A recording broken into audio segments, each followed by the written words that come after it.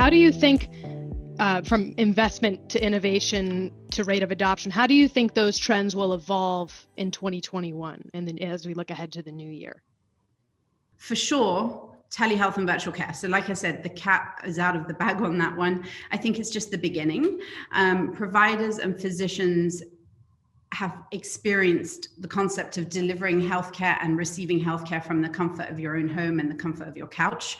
And I think that trend will continue because on December the 2nd, 2020, CMS released a policy that's showing that it's going to cover over 60 new telehealth services that can now be reimbursed by Medicare.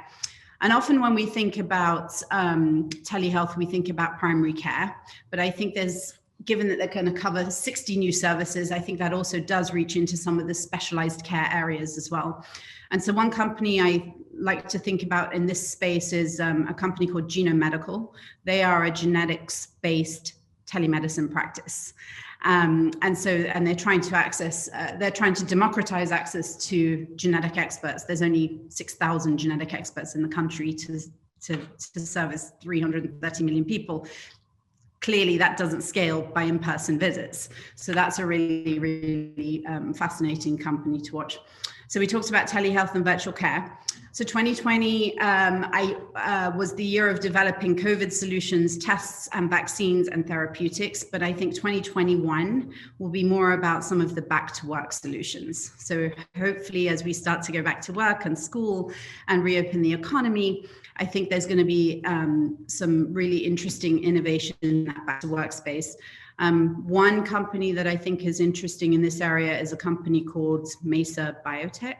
And they basically built a point of care rapid PCR system that you can basically get results out of in 30 minutes outside of a lab setting, which is the key thing here. And this is really important when we consider how some of these back-to-work solutions, we do have to get testing closer to the consumer where they work, for example, or even in retail pharmacies. And that company is interesting as well because they were actually acquired by Thermo Fisher earlier this week for $550 million. The third area where I think 2021 is going to, the trend will continue is we saw in 2020, as we went through the roughest parts of the pandemic, we saw the states really struggle to deliver COVID testing efficiently. And the struggle was around test availability, distribution, and long turnaround times. And I think these problems are worsening now, actually, as we see new surges in some of the infection rates. So one of our clients at MDisrupt, who I think is an interesting example in this category, is actually Everlywell.